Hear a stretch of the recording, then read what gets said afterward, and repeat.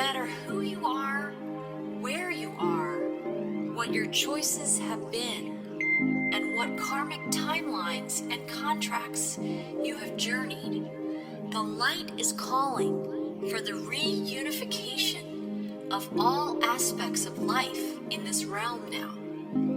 It is calling for the cleansing of all polarities. It is calling for the rising of all sacred heart centers now. All are being summoned home to the greater light now.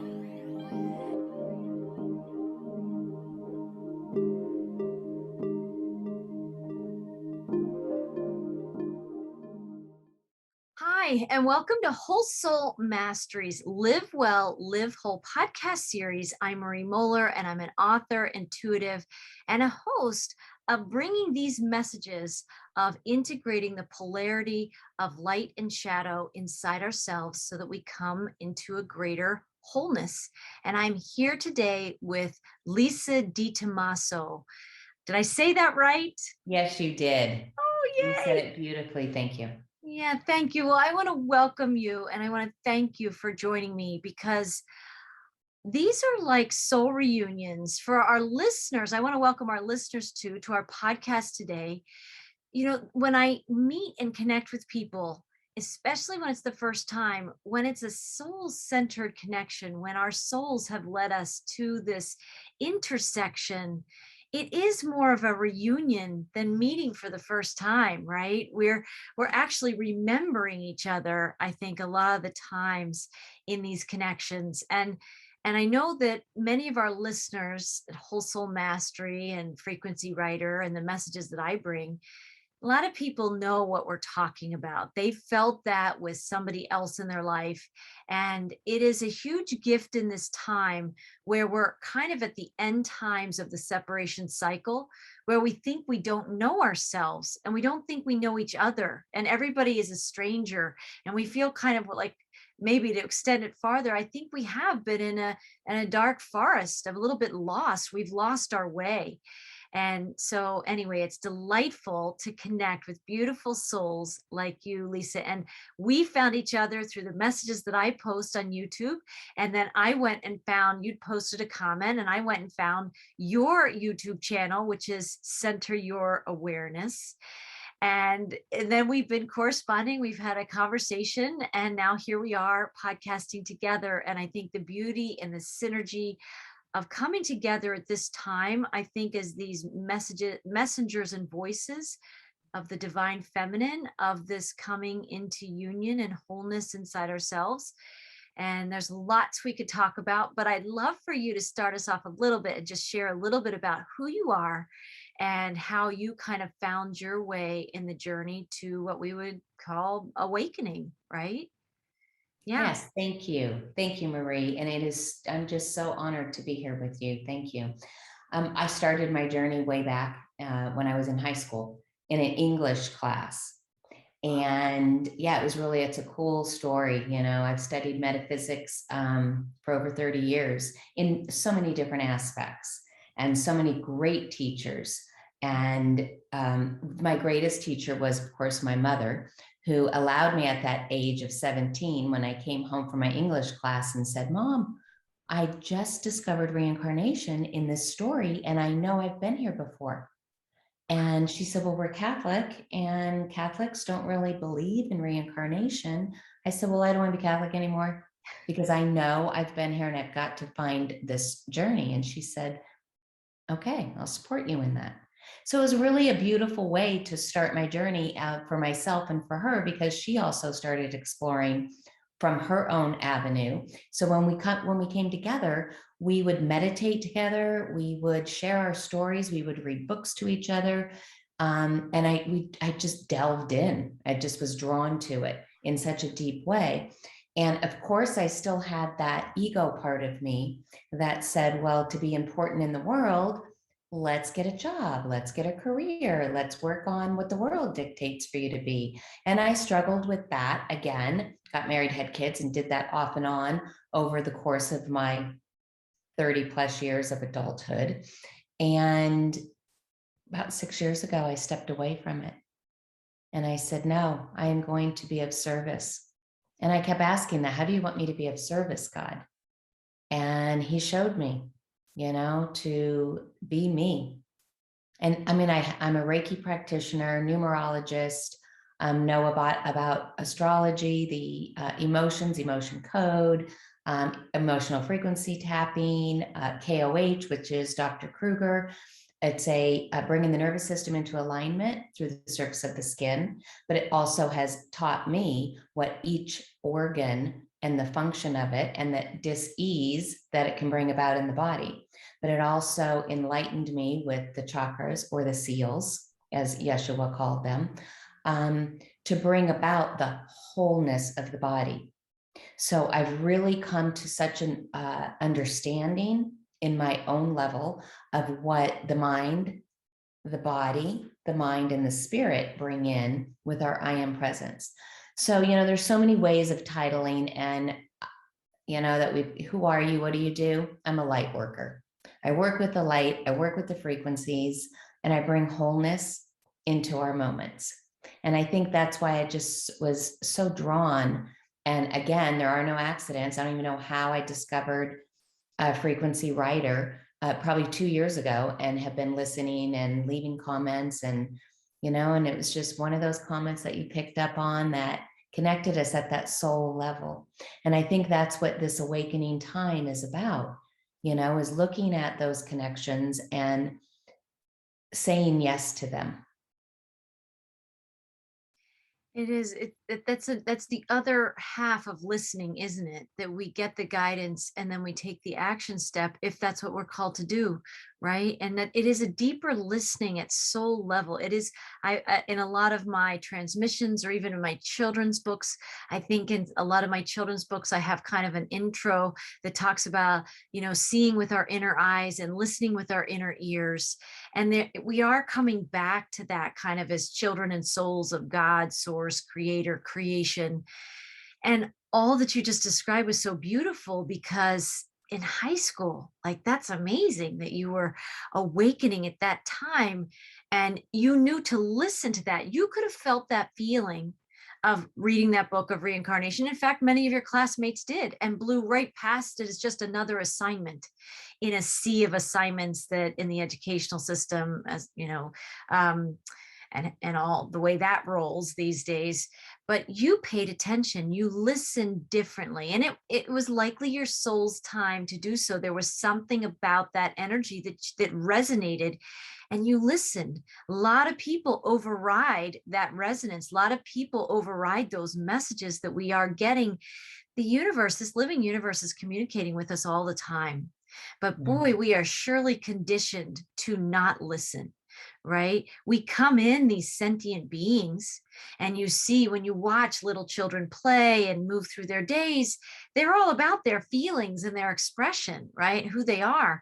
And then they get taught, no, put that to the side. You have to focus here. And I think it's extraordinary. I think it truly is miraculous that we do come in these sentient beings.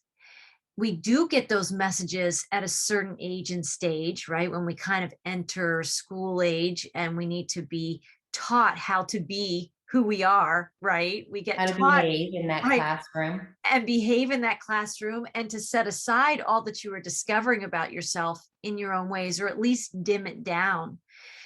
And I think there is this journey of discovery. So, I mean, I'm sure there would be people who listen to this and say, oh, I never lost connection. But a lot of people resonate with, whether it's religion, whether it's school, whether it's peers, family, whatever those messaging systems are. We go through this process of coming in who we are, then kind of forgetting who we are, and going through this process of rediscovering who we are. And I love how you also described, even though you've been on this journey of rediscovering things that resonate with you, that you do know through your lifetimes of experience. But you married and you raised kids, and we get all in the doing of life. And that's just another way that we have experiences in our lives, which is really powerful. And it brings the lessons and all those things that we grow through. But I do think there's kind of this divine timing of when we really turn back to ourselves, right? And some people are summoned to do that now and still aren't listening to that per se. And then, but some of us who are very tuned in a way, sensitive, intuitive, it's been in there the whole time. There's a moment in our lives, I think, or a sequence of moments when we are called to listen deeper. And I think we're at the precipice of a time where humanity is being summoned to listen deeper, to those inner stirrings of the soul, to like recognizing. It was a big epiphany to me when I realized that everything has meaning.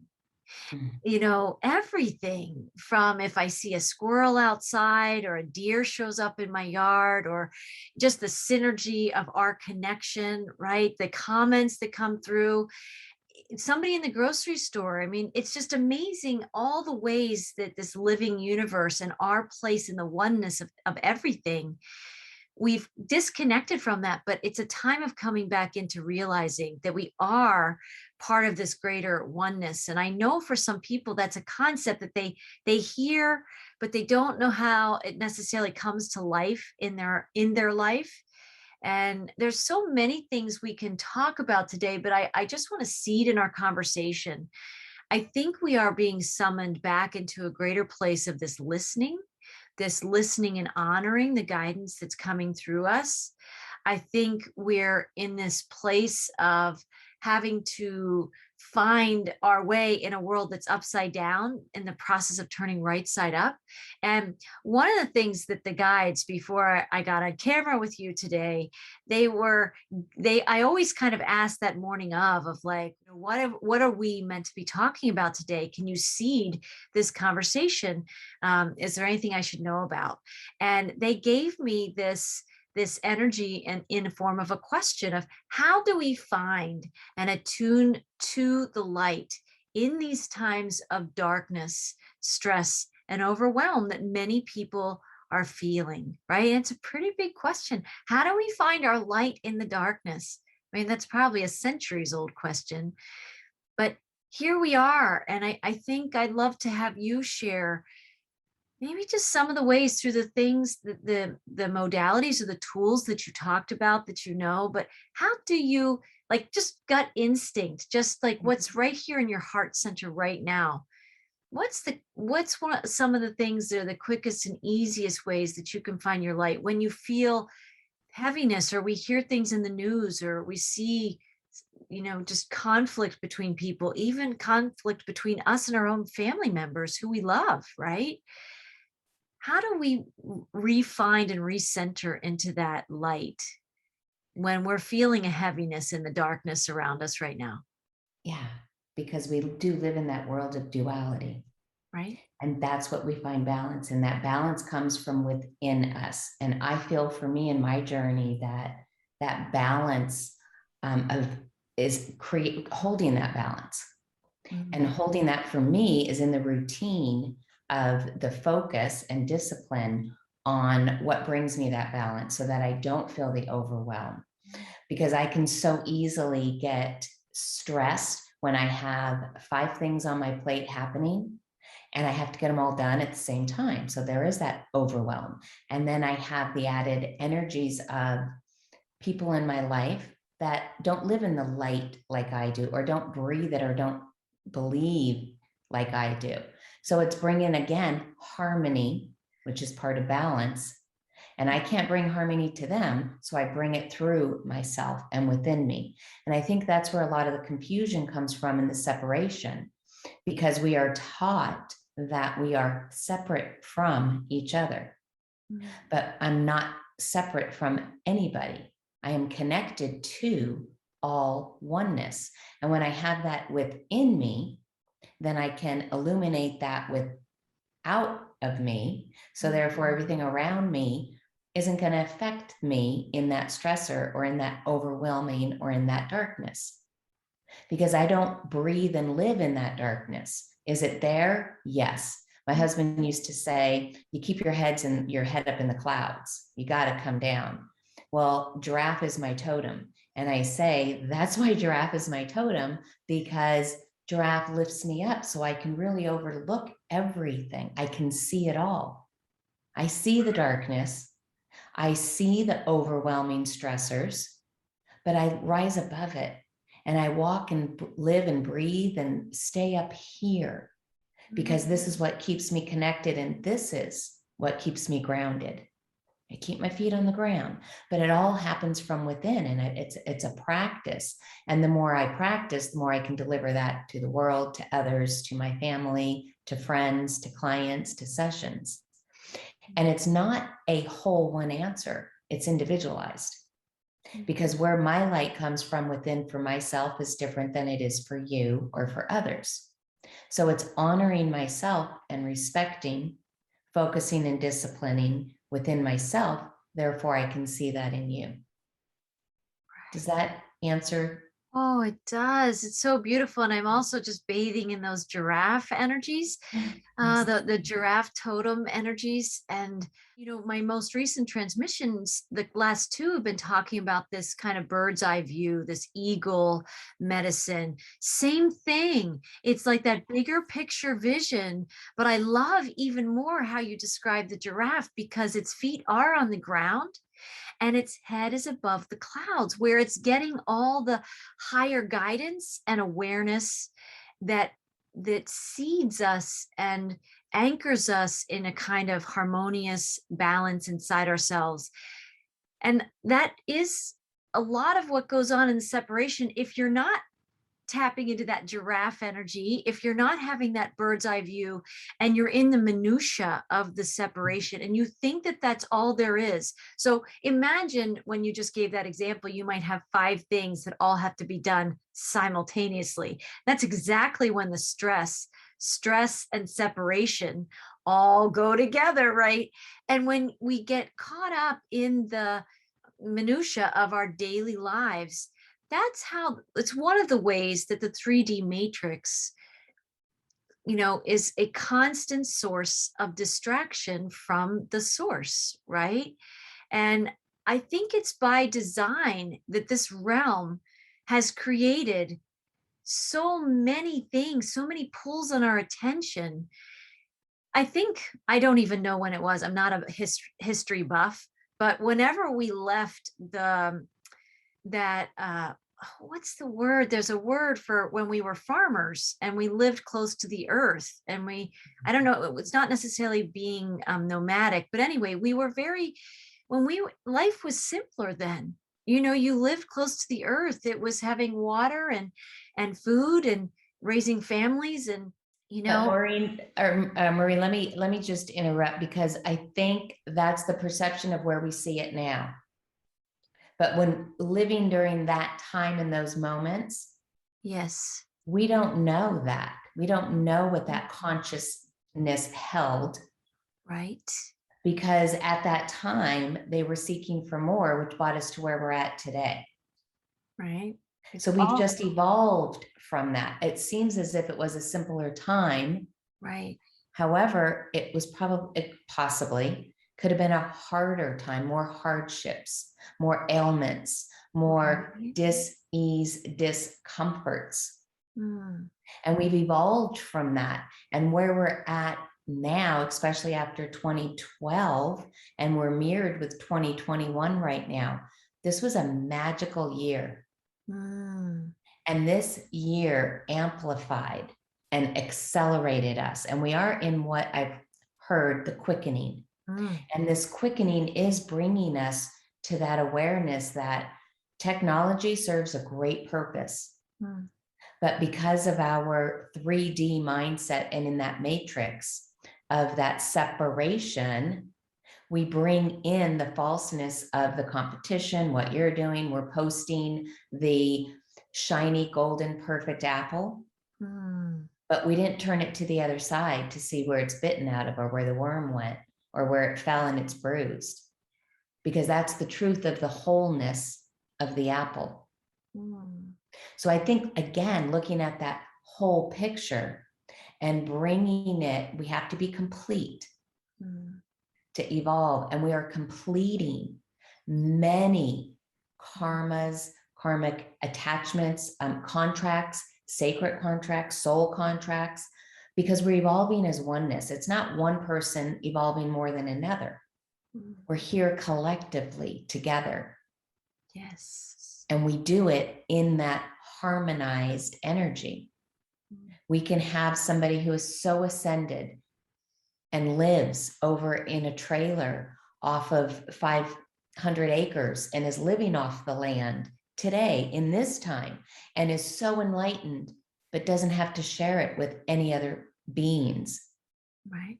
And then we have somebody who lives in this gorgeous, perfectly furnished home with the beautiful kitchen and the beautiful diet and the beautiful energy and just living heavenly, but isn't enlightened. So we're bringing a balance into the human consciousness. Therefore, we are evolving as into the oneness of who we really are. And it's a hard concept to deliver. It's a hard concept to live in. It's a hard to know. And yeah, I want to scream it out to the world. But again, when I do that, when I find myself wanting to like share it with everybody, I realize it's my ego. And I just realized that on November 4th, that just passed, when I walked my labyrinth, when I stood in the center, and I was just at this part of my life and my journey of everything I've lived through and done. And the path, I've walked a labyrinth for years. I've created them and built them. I've had 2 in our city. And I've realized that that labyrinth and that walk that day was for me. And when I got to the center, that message was for me. It's for me to release what is in here that I've been holding that's hidden, that I've worked through the layers and the layers and the layers. But once I realized and felt it and it just came out and released, all the more answers came in, all the more light came in, all the more connections to bring me to a place of freedom and to be able to deliver in how the universe presents it. And it connected us.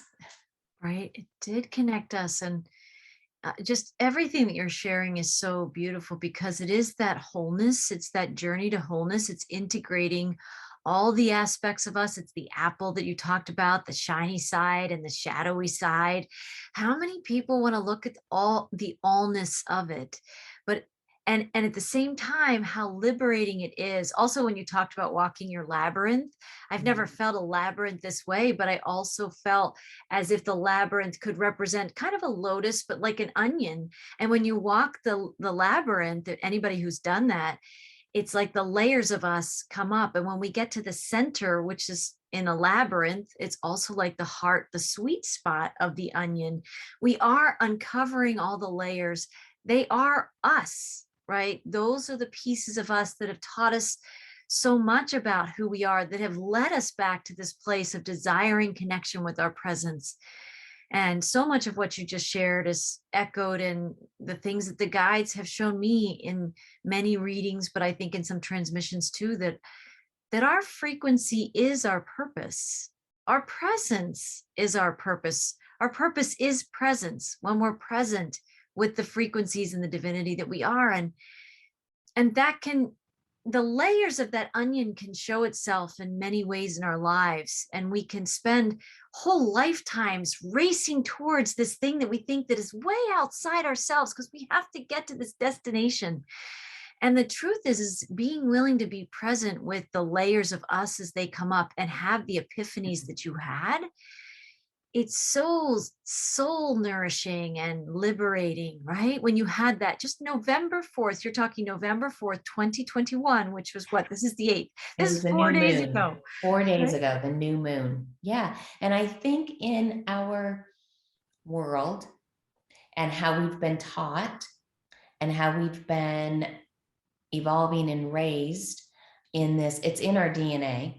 And there's, it's in our bones, it's in our blood, it's who we are, you know, and it's that how we listen to our parents, to our teachers, to our preachers, you know, to the world and how we believe we're supposed to be, you know, and whether there's truth or falseness in it. But when we get that feeling of darkness and overwhelm, there is a calling to pay attention and listen to and go within the stillness within the silence, because that's where the light is. That's where we see the light and know it. So walking the labyrinth has taught me that.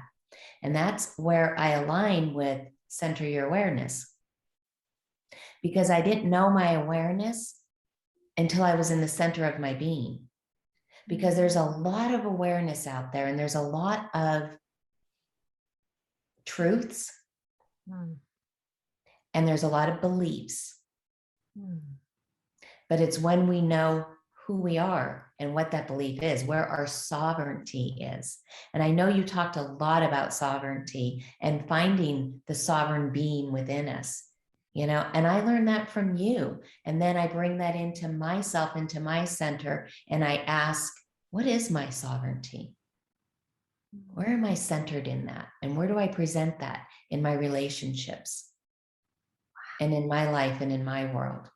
That's how we bring peace. That's how I step away from being overwhelmed and stressed. All right, I'm stressed. What is creating the stressors and triggering that in me? What am I misaligned with? Where am I not in my center? Is it my mind? Is it my body? Is it my feelings? Is it because I haven't given myself the 5 minutes that I need to pause and say, sometimes I go to the bathroom, because who's going to bother you in there? I just close the door and lock it, right? I got to be in here for, am I going? I'm going to the bathroom, but I'm centering, and we need that. And we're not taught that. And that is where the separation continues. But when we find that centeredness, that connectedness, we're not separated from ourselves. Therefore, we're not separated from each other. And, in 2020, when they said 6 feet apart, I said, yes, because our aura is 5 feet apart. And I don't want your aura to contaminate my aura, because I'm working on cleansing mine right now.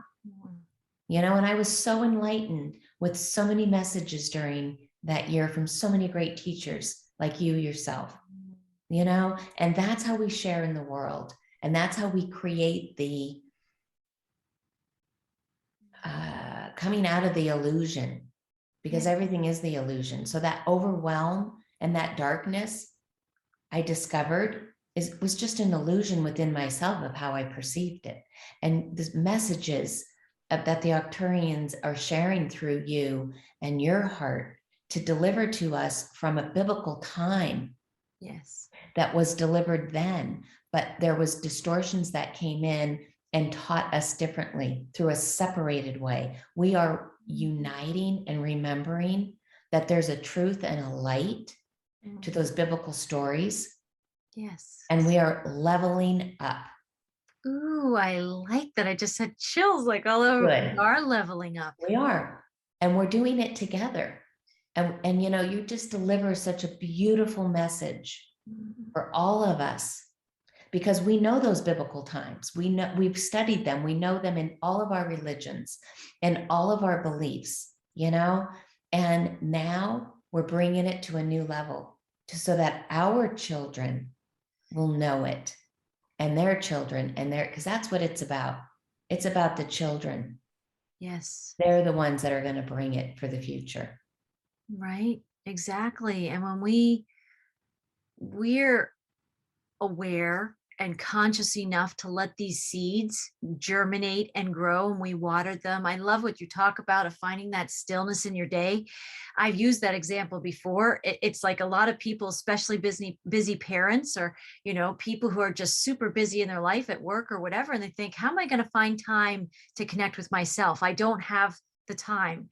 And then I think about, you brush your teeth, don't you? Like, you go to the bathroom, don't you? You make time for that moment where you're just with yourself, even if it's for just minutes a day.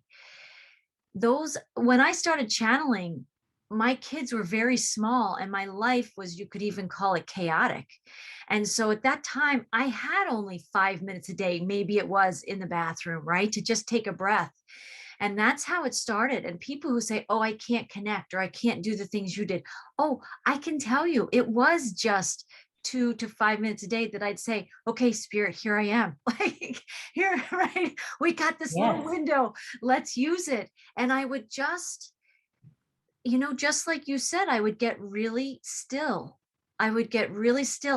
And interestingly, also what you said that your husband said, you need to come out of the clouds, because I think in some ways somebody would have called me a daydreamer as a kid. I just had that quality that I could just, if I would get quiet enough, I'd be in another world. I could access other, I didn't have the language then, but I was accessing like higher codes. I was accessing the light in a different way, even when I was much younger.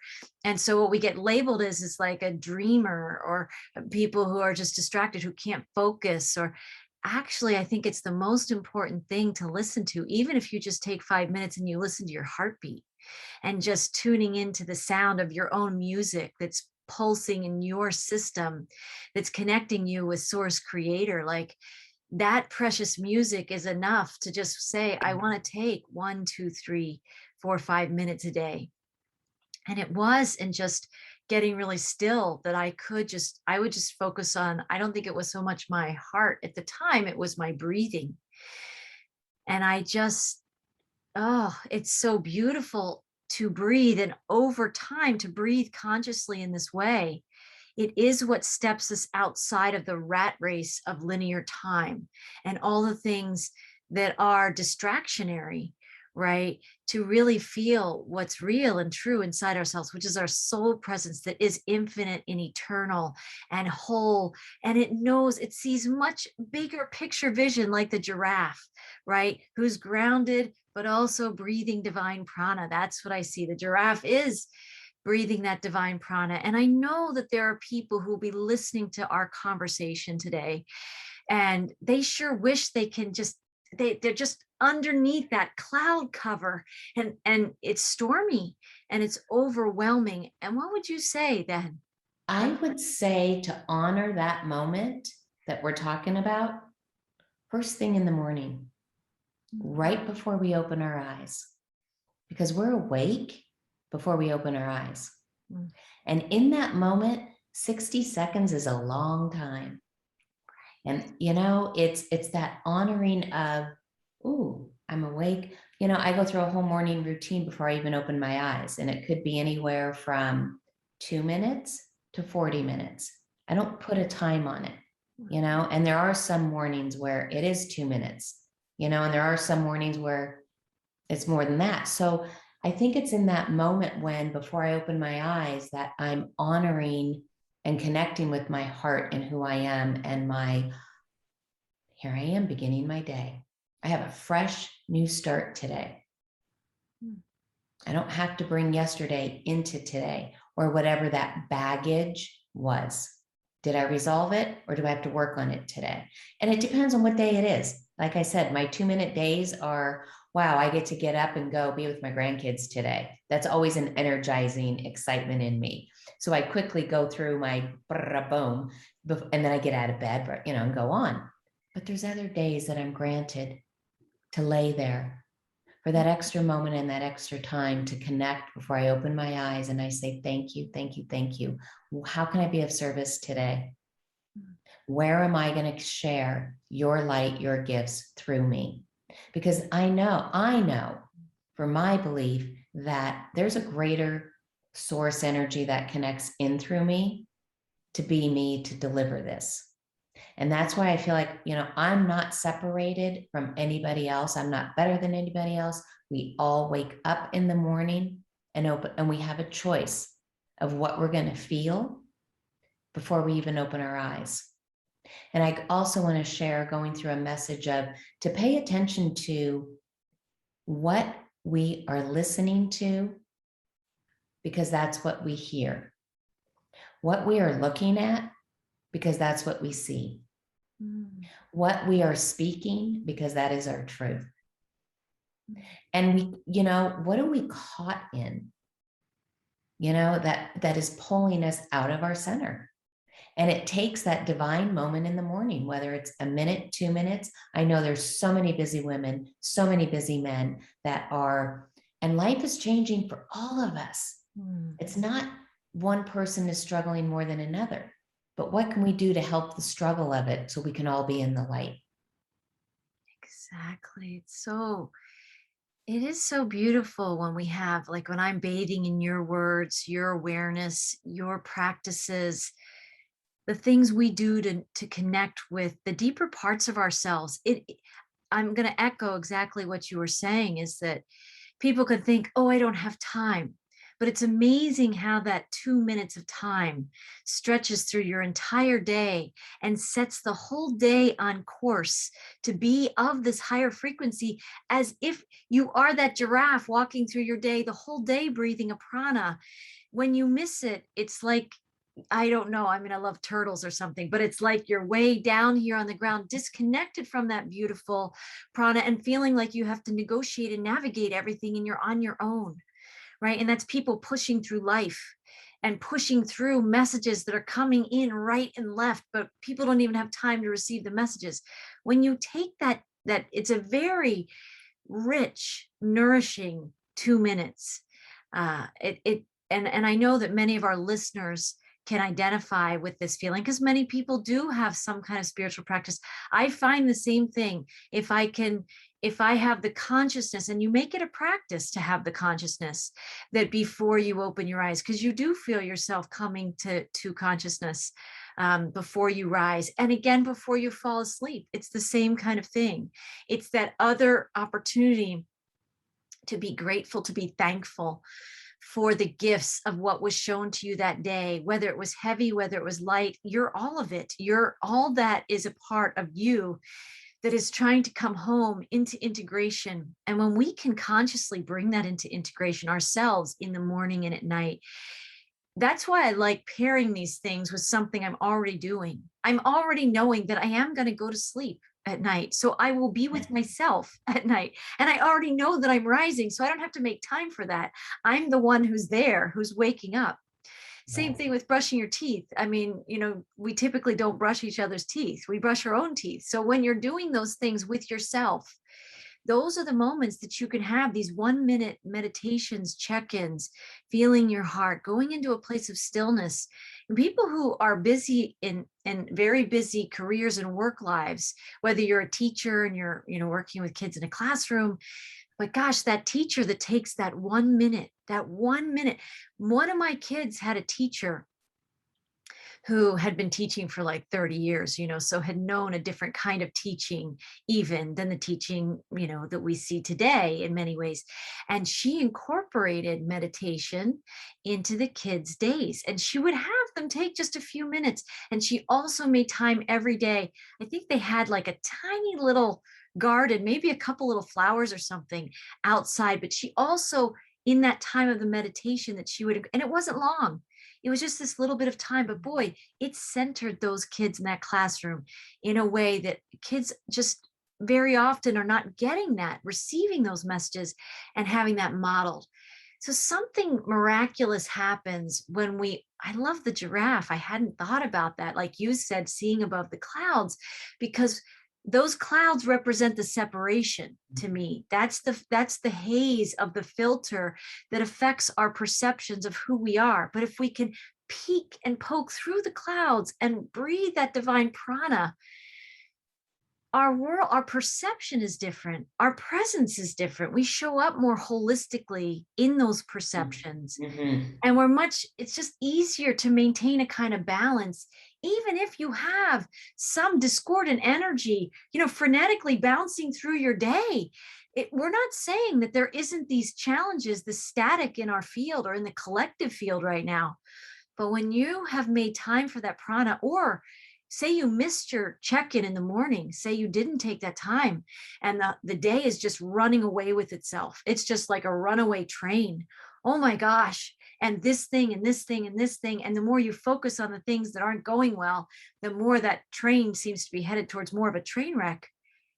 It's amazing. You can stop and center at any moment and just breathe, right? You can just get yourself to a place of stillness where you're outside of linear time. You're outside the haze of the collective consciousness that's pretty staticky, and there's a lot of fear codes in there right now too. And there's something inside you that knows what's true, that like there's a remedy for every situation. Everything that's happening in my life is really uncomfortable right now. Oh, I'm just going to breathe this harmony. That's what we're doing in prana. It's like harmonious prana. we're breathing in the harmony, and then we're embodying that. And for maybe the rest of our day, or even just another hour, we might be able to carry that frequency with us. And if we start slipping, because more things come in, you take another conscious breath. You step outside of linear time again, right? And it's a gift you give yourself first. And then that is a gift that does impact people around you, right? People often think that, and I want to hear what you want to say in response to that, but I know that so many people are saying, what can I do? How can I serve? But the focus is so much out there. There is this awareness that when we are not nourished as, fully and holistically as we know we can be, when we're not taking those steps, then, we're bringing all of us, which can be imbalance and balance, to every situation. So we're bringing all of that. But if we harmonize with that oneness and that unity and that ease and that peace, right, that's in the breath, then that more holistically is what we're bringing to the experience or whatever's going on, even if we don't speak, even if it's just our presence and we're present somewhere where there's discord. Oh, there's the harmony. It's in us, right? It's powerful. I really like the way what you shared about the teacher who brought that in, because that's how we learn, is from our teachers. Right. So I wasn't taught from my teachers to meditate. I was taught to pray. So I was taught a discipline of prayer. My mother also, on Monday nights, we had a family night, and my request was always, it was called a zilch. And she would take the plastic that I think it was 6-pack soda cans or something. Oh, yes.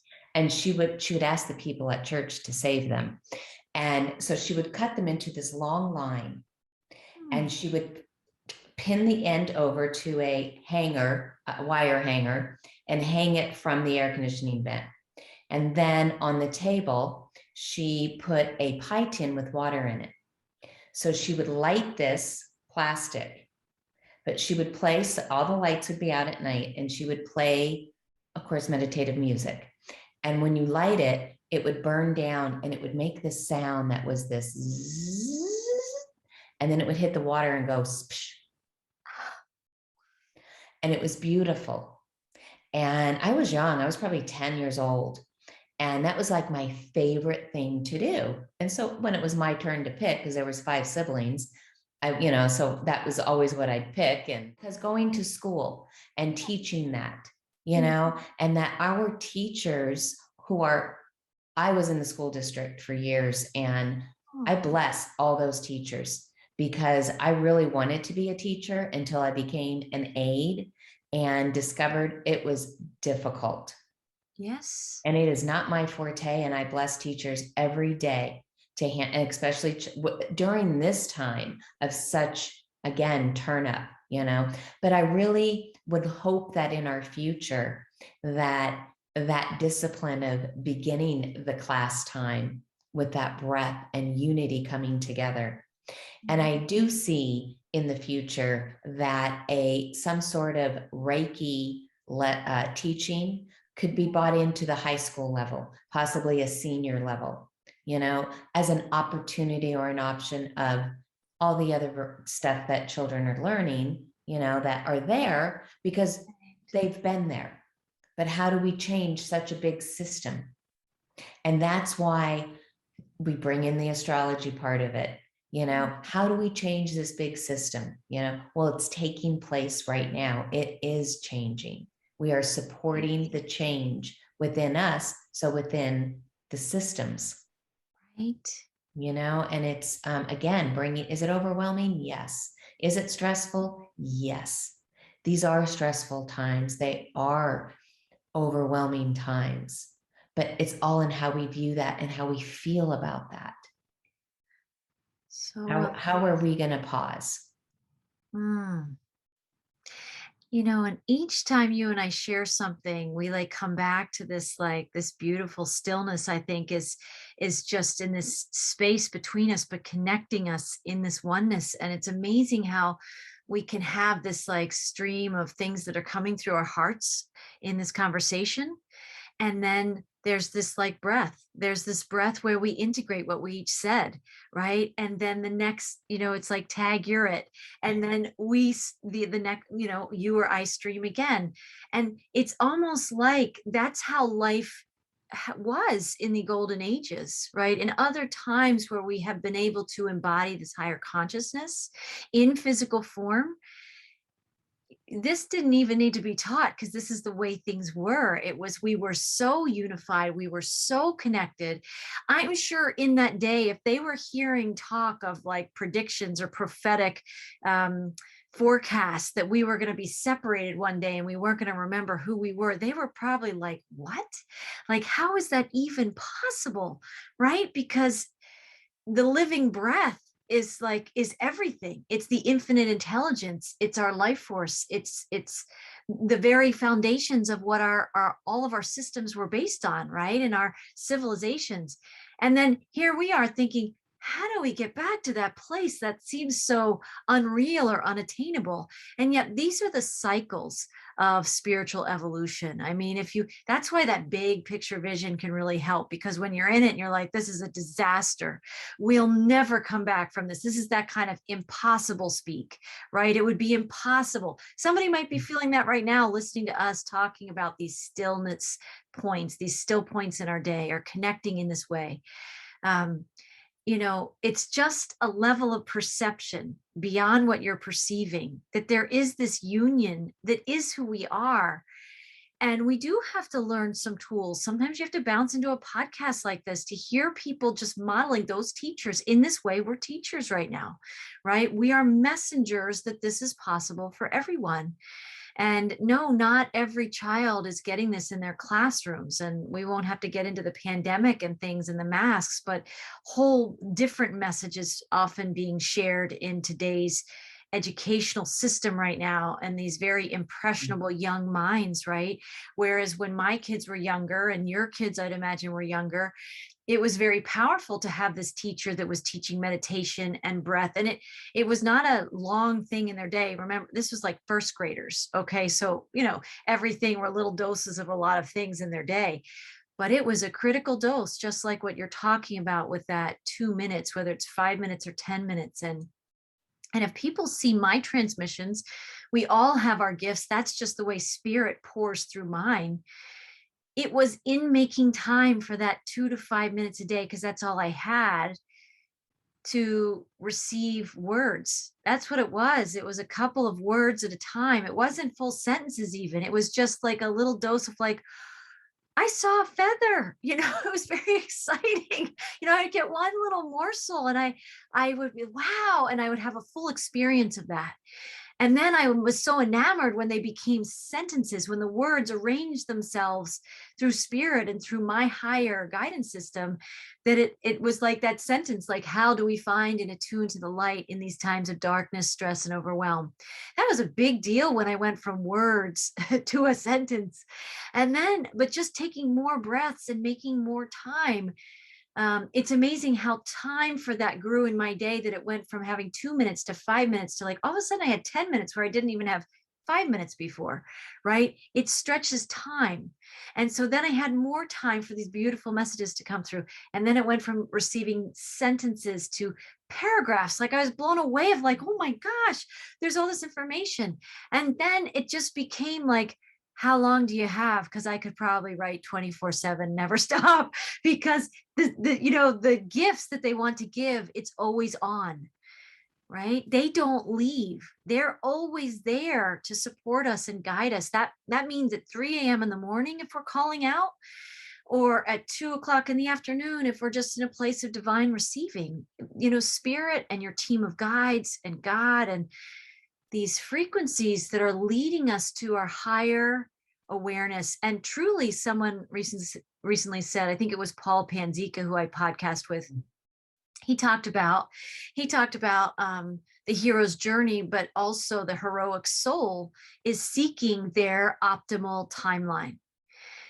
And when he said that, that was like, oh, that was like, I just felt all the vibrations in that. The heroic soul is seeking its optimal timeline. And of course, we have these tools and practices and journeys and adventures that we have that are leading us into that optimal timeline. And you and I might language the optimal timeline of the integration and coming into wholeness, coming into balance, right? We are in that journey, and that my journey just showed up that way, that I was discovering stepping outside of linear time through the breath. And I can't even say it was all that conscious. It was just like some instinct, some intuition to be making that time. I knew I felt better when I had those few minutes a day doing that. And mine just showed up in receiving words. And I've been a scribe for many lifetimes, right? I've been someone who was receiving messages from spirit and relaying them in some way. So for me, I think it was just the way my higher self got my attention to say, oh, you can do this thing. This is who you are. You are a teacher and a healer. And I think you guide people in meditation. Do you have gatherings locally, or do you work with? I did for a while, and then I was doing them on Zoom. And then I was called to look at a deeper level of myself. I had some more work to do. So 2021, I have not done meditations, and I am being called, and I believe my mind tells me January, but spirit guides me and tells me more February, March of when I will be reuniting and holding meditations again at a different level. They haven't showed me, they've showed me a little bit of inviting me, but it's not here yet in the concrete. So I will be doing meditations again. I love meditating personally. I love sharing the technique, because meditation, I believe, again, bringing us back to that breath, you know, and that's what breath is. It's centering us. And when we're in our center, whether we are waking up or going to bed or taking that pause in the bathroom, that's meditation. Because you're connecting to something inside that isn't the brain, that isn't the eyes looking at, or the ears listening to. It's not all our physicality. It's like outside of that. And we are so, I know I was for the longest time caught in this physicality part of who I am. And I allowed that to dictate what I did, where I went, who I was with, whatever, in a subconscious way. And we are becoming more conscious of our subconscious thoughts. And that's what meditation does. Takes you out of the consciousness, out of the subconscious, and it just brings you into a level of consciously unconscious. And it is a practice, it is a discipline, it is a habit, you know, and it's more in the discipline of allowing the monkey mind to go away, allowing those thoughts to pass through. Don't grab them. Because we have our feeling first. Our heart was the first that was forming in the womb. Right. And that heart, that was the heartbeat, beated in the womb with our mothers. And that heartbeat is a frequency and a vibration of feeling, not thinking, not thought. So we have a feeling, and then we identify the feeling with a thought. Hence our emotional body, the emotion, and it is energy, energy dash motion, energy in motion. And we are energy beings, you know, and it is our feelings and it is our thoughts. And that's where meditation brings us into, and there's many different forms of meditation, but just again, centering to the breath and the stillness and the silence, so we can calm the waves of the emotions, so we can get into the feeling, we can get beyond the thought. Again, when we don't do that, we can so easily get into the sense of overwhelming and stressors and disconnection. Right. In the duality, because that's the game. right? That's the duality game we're in, that if we're not breathing in this way and gifting this to ourselves and in that place of divine receiving of what's real and true and the oneness of it all, which again guides our perception throughout our days, then we do get swept up in the storms. We can get easily swept up because this matrix, it's just by its nature, has an abundance. If there's lack consciousness in this realm, oh no, there's an abundance of stress opportunities. That's the bank that's here. That's the bank account of abundance that we have here in the 3D, right? Yes. Oh, and here's your stressor, and here's your stressor. And I think they're triggers. I think the Yes. word is triggers, because it all comes from within us, right? Judgment comes from within us. Right. That, you know, if we judge something good or bad, or pretty or not, or worthy or unworthy, you know, that's coming from within us, and it's coming from our mind. It's not coming from our heart. We're not born to feel, but then we start to see and hear and connect with, but we're really separated from. And so this confusion. And as you were speaking, what came through was we were gifted. We just came through a 25,000 year cycle. Right.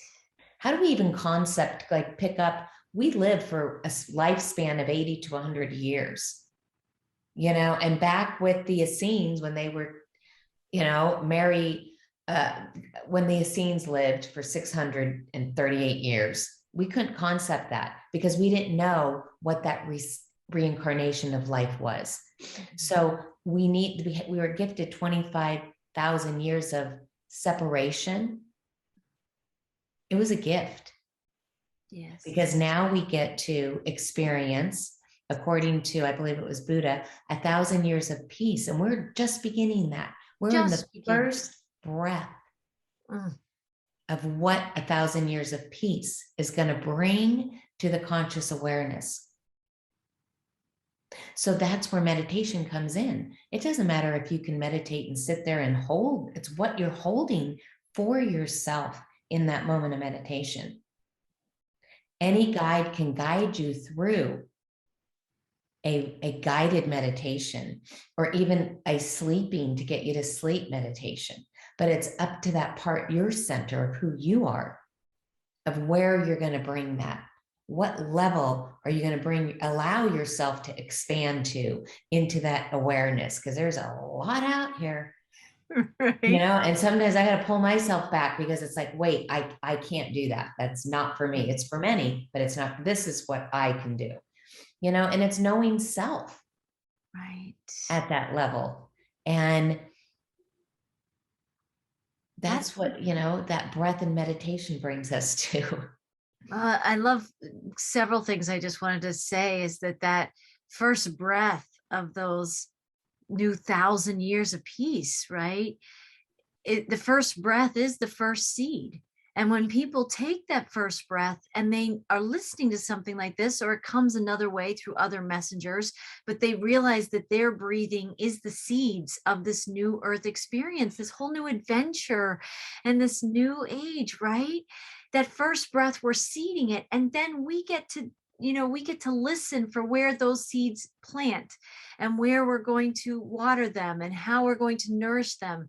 But we are shifting from this place, another friend of mine would call that reactive creation, to conscious creation. And a lot of people, they think, I mean, truly there are people who listen to a podcast like this, if they make it this far and they're like, okay, whatever about the breath, because they don't see it as a creation. But breathing is creation. And I think, isn't that in the Bible? Do you know more about that than I do? Didn't God like breathe creation into form, or for 7 days? And he breathed, but is that the language? Is it with the breath? You know, I don't know that much as far as following the Bible. Right. But I know many that do. I know you do. Yes. Well, I actually just feel it because I'm not somebody who's read it, but I can feel that energy is there. It's almost like it should say in the Bible, whether it says it or not.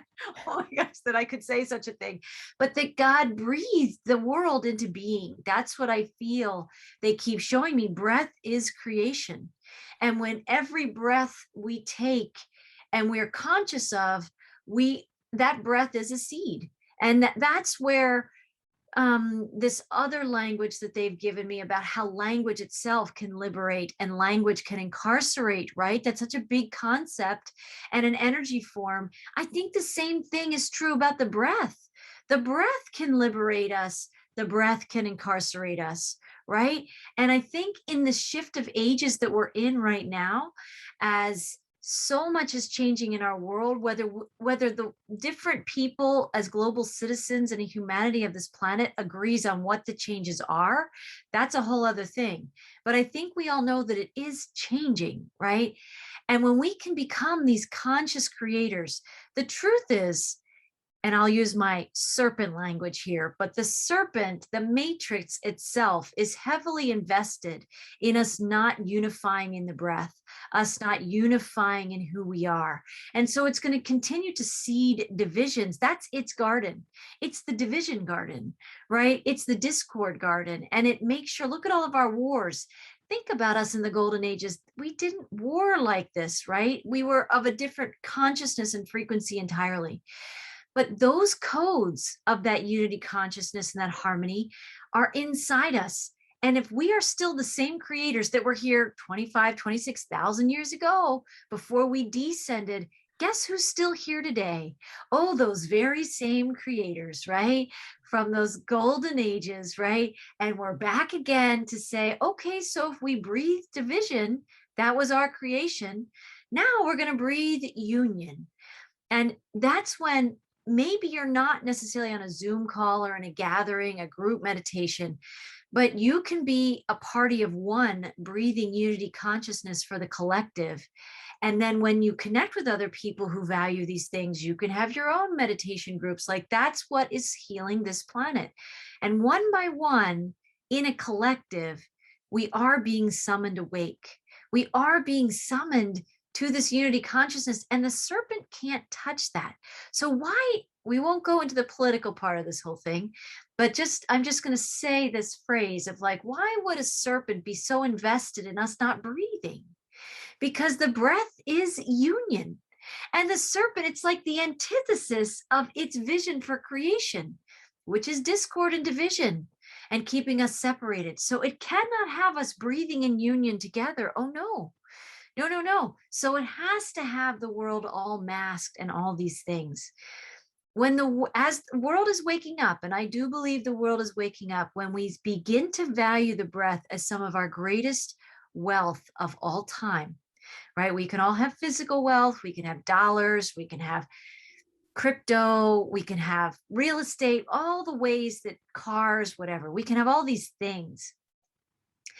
And yet, we know that our greatest wealth is something that is a vibration that comes from within, and God gives us that. And that breathing in union with source is the bliss that we're looking for, to have that heaven here on earth. And we're the conduits of that. So you are such a beautiful messenger of that. And I love how you're listening, that even though it's one of your greatest gifts, this meditation, knowing the breath and connecting with, centering your awareness in here. It is something that it's like, I can feel it's in your fabric. It's in the tapestry of you, right? It's in who you are. How amazing is it that you're listening, that you even knew that while it's your greatest gift, there's a time of listening and integration to go to the next level. Your giraffe's neck is about to grow like a couple feet, like a ladder, right? And it's I like to think of as Aussie cones that are up here, that those are like my little antennas that are keeping me zip. Right? You're listening to that, because some people would be like, hey, I'm on a track, I've got people who are interested, they're gathering with me. Not everybody would even pause and listen and say, there's something more. I need to be in a place of receiving so I can go to the next level and invite people who want to join me to come with me. We started the conversation with that energy of listening, and I think it's going to continue to be a theme, because to awaken, we need the breath, we need the listening. We need to know how to have a still point, which means inaction, which means still point, which isn't moving forward or backward or traveling anywhere else in all the triggers of time. it literally is in a 0 point portal where you're kind of in a sound chamber of celestial heavenly energy with this breath, and you're listening to the music of God. You're listening to the music of the, of spirit and this living universe. That is such, I always use the word, I know not everybody resonates with, but it's such a pregnant time. It's such a time of new growth, right? It's like a womb. That still point, that 0 point is a womb of creation, and you're in it, right? And there's so much grace. There's so much grace in that space. And I did say to a friend of mine, I think I called it a hammock of grace. Like we're cradled in grace in that, those still points that we gift to ourselves. And so people think I have to have, a lot of people in the conditioning of our world, I have to have money to go on this trip, or, to do X, Y, and Z. I think I like that you're bringing that up again, because this is we do, I believe, choose to come to this planet and experience the duality, because that's where we grow, is in the contrast. We have to see the light can shine brightly and the darkness can stay in darkness. But to come to the unity and the duality, we've got to unify that within us. And we do have that in us, because we can't see in us, and that's our shadow. But we got to bring the light to it. We got to see our light to work through that. Right. So we are experiencing that awakening during this time right now. And I think, again, that's what that breath, and that we are, that pregnancy with that breath is bringing into our awareness for many of us, and there's many that don't, and that's perfect. That is absolutely perfect. There is no judgment. There is no more than, less than. And that's what we're learning, because we're coming out of that duality of that ego and judgment that dictates what the light and darkness is. Right. So and I love your transmissions with your going back to the biblical stories, because you're bringing it out of that judgment, ego mindset that we've been in for 25,000 years. Not that it's not to go away, because it's important, but you're bringing it to a new light. It is coming to a new light. That is the pregnancy, the breath. It is, right? I was just feeling, I love how this is so beautiful. I mean, this is what soul reunions do. When we connect on this level, it's so easy, and it's just right here, because we already know, even if we don't think we know, it's all inside us. And yes, I wanted to say that I was feeling that, and I never felt it this way before, but breath and awareness, breath plus awareness is conception. Yes. That is conception. That's the conscious creator inside us. When we bring our breath into our heart's awareness, we conceive energy, beautiful. Right? Support, new ideas, all the seeds for this new earth. Like that isn't, no wonder, I guess, pregnancy is coming in here, because maybe, regardless of gender, maybe we're all designed right now to be pregnant with this awareness and with this breath. And isn't that a contrast, talking about the contrast from the 3D matrix that would keep teaching us that we don't have what we need, and whatever we need itself is coming from a place of lack, that it's all outside of us, right? And that we'll never truly attain it, and you can never have enough. But God is saying, no, I gave you. It's almost like this cross of conception, this compass inside us, the breath coming through our chakra pillar, and the awareness that we have in our heart center. And in that intersection, you have conception, right? And we're starting to move in that we all are. And I think that's the balance also, because sometimes it's like this. Yes. Right. So it just, and sometimes it's just here, and we suppress what is really here from coming in this alignment. That's a whole nother we should have another conversation about that. I would love because that feels fabulous. Well, I think we seeded a lot of beautiful things in this connection today. I think so much of what these podcasts do, and certainly the transmissions from the Arcturians and the guides. And but I love these podcasts because we're bringing all of these frequencies through our unique instruments into this, like, it is like a symphony, like when the collective comes together in this breath and this awareness, instead of all this discordant muted music that we hear as static in the frenetic energy of our world right now, it actually comes together as like this gorgeous symphony. I once heard, I don't remember it now where from, but I think if you slow down the chirps, I guess you would call that, of crickets. Have you heard this? Have you ever No, heard that? Oh my gosh, I've heard it, but not in this analogy. in a YouTube video, I think is where I heard it. It's actually a symphony. So what sounds like in our perception of crickets, it just sounds like a chirping, right? But when you slow them down, when they're doing that together, it is like classical music almost, right? And that's kind of us. There's all the chirps of the 3D triggers going on, and you might think everything is in disarray and everything is out of balance and everything is chaotic. But if you slow down and you breathe in awareness and you step outside of linear time, the symphony has been playing the whole time, right? And I think that's part of what I feel like is activating inside you, is you're a messenger of that higher level symphony that you've needed this year, of more of a still point, to be listening to, any one of us that identifies as a light worker, light warrior. We can still have ego inside our offerings, the things that we're doing. And a lot of that getting into a still point is more and more releasing, appreciating the ego, loving it for what it's been, but allowing the heart to lead more and more, and getting these downloads so that we can, I think those of us that can are offering our gifts in these new and bigger ways, or broader ways, to facilitate the expression of that cohesive oneness, that symphony that has been playing this whole time, but this whole cycle, but we just couldn't perceive it. We couldn't perceive it. Beautiful. Just beautiful. It is beautiful. So I want to thank you. Thank you for joining me. It is so delightful to reconnect. It's delightful to share the music that's inside both of us. Co-created this today, and the people listening are co-creating, and that's part of that symphony that we're growing. And so when people spend time in these podcasts, when you join us, you're joining this like ancient yet new earth music that is timeless.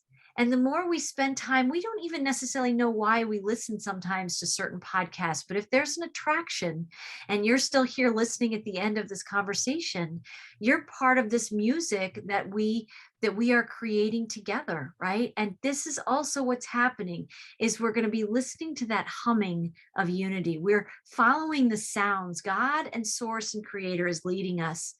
And boy, if we can live like Giraffe, what a great message to have. I love it. I mean, I absolutely love it, Lisa, that to live above the clouds, to be breathing that higher prana, and knowing that if that's our fifth dimensional selves, and our 3D selves are still journeying on the ground, that we are in a process. We're not eliminating our 3D selves. We're integrating both and the 4D consciousness, right? That's probably centering around in our heart centers here. That's the bridge between the worlds.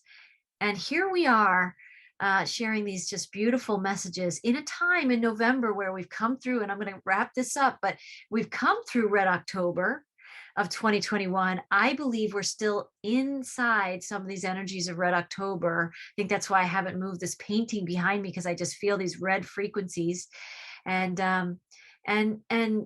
we are journeying kind of the storms of, like, it's an epic time. And yet God makes it so simple. Source, Creator, the universe, whatever your language is, right? You don't have to adopt my language, but inside you, there's this living energy that is right here, and it's right inside you. You don't have to pay for it. You don't have to go in search of it. The amazing thing is when you wake in the morning and you go to bed at night, oh, it's right there. And all we have to do is say yes to that. All we have to do is say yes to listening to that. So I invite you to join me on my platforms. You can join me at frequencywriter.com and also at Whole Soul Mastery on your favorite social media platforms. And Lisa, please tell us, where can people find you right now? You can find me at Center Your Awareness, which is my YouTube channel, which is just brand new and opening. And I have a Facebook page, Center Your Awareness. Center Your Awareness on Facebook as well. And on Instagram, it's at See Your Awe. See Your Awe. Yeah, SEE. CE for center. Oh. Your Awe, AWE for awareness. And everything about what we've just shared right there, it's vibration. Sanskrit would be just like what you have, See Your Awe. In Sanskrit, each syllable has a frequency. And so there's no accident in what we do. Everything is a message. And we talked about everything has meaning if we expand our soul sight to see it. And that's what makes this world magical, even though it can seem very challenging at the same time. It's just our lenses of perception and how much we're centering in that, creationary energy. So we will be back, Lisa and I. We will have to podcast again. This is such delight. And we'll see you guys again real soon. Thanks for joining us today. Thank you, everybody, for joining. And thank you, Marie. And thank you, Divine. Amen. Thank you. Blessings. Blessings. Bye for now.